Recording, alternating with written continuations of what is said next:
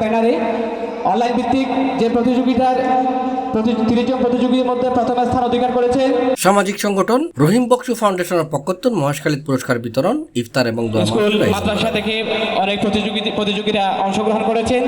আমরা তাদের মধ্যে মার্চ 22 তারিখ শনিবার মহেশখালীর গোরখঘাটা পশু হাসপাতালের পূর্ব পাশে রহিম বকশু সেবা ফাউন্ডেশনের উপদেষ্টা শফিল আলম শফির সভাপতিত্বে এবং শাহরিয়ার আমিন দেলওয়ারের সঞ্চালনায় এই পুরস্কার বিতরণ, দোয়া ও ইফতার মাহফিল অনুষ্ঠিত হয়। শিক্ষার্থী হাফেজ মাহমুদ আব্দুর রহমান।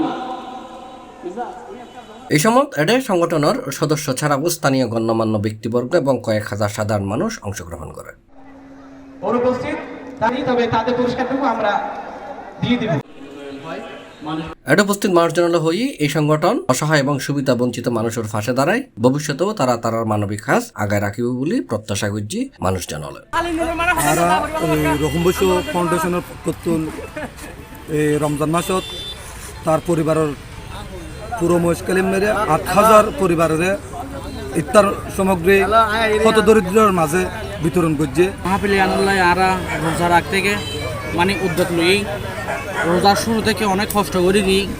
আজ আরা ব্লাড ব্যাংক অফ বাংলাদেশের তো প্রায় 30 জন সদস্য আইরে আরা বিভিন্ন মিকে দায়িত্ব পালন করি রে আজ আরা সুন্দর করে আজ কি করবি তার বলে আর মনে করি।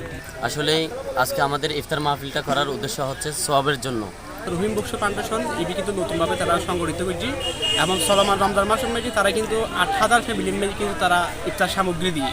এই সময় তারা অন্যান্য মাঝে বক্তব্য রেখে রহিম বকশু সেবা ফাউন্ডেশনের প্রতিষ্ঠাতা চেয়ারম্যান শাহাবুদ্দিন, উপজেলার সমাজসেবা অধিদপ্তরের দিদারুল করিম, মহেশখালী ফায়ার ডিফেন্সের দায়িত্বপ্রাপ্ত Salauddin, Cambrian high school and কলেজের প্রিন্সিপাল শামসুদ্দোহা, মহেশখালী প্রেস ক্লাবের সভাপতি general Abedin, Maheshkhali online press ক্লাবের সভাপতি হুবাইব সজিব, উপজেলা প্রেস ক্লাবের সাধারণ সম্পাদক আনাম হাসান, সাংবাদিক ফরিদুল আলম দেওয়ান সহ আরো অনেকেই। ফাউন্ডেশন যে মহেশখালীর মধ্যে যে উদ্যোগটা নিয়েছে, আসলে কিছুদিন আগে থেকে দেখা যাচ্ছে তারা মহেশখালীর বিভিন্ন প্রান্তরে গিয়ে যে সেবা মানুষের দুর্গড়ে পৌঁছচ্ছে, নিশ্চয়ই তারা প্রশংসার দাবিদার। মানুষ মানবতার সর্বোচ্চ শিখরে আরোহণ করবে। এই রহিম বকশু ফাউন্ডেশন কর্তৃক আয়োজিত এই অনুষ্ঠান আমি মনে করি সমাজকে এগিয়ে নিয়ে যাবে। এই সময় সংগঠনের স্বেচ্ছাসেবক হল এটা উপস্থিত আছেন। টিভি চট্টগ্রাম।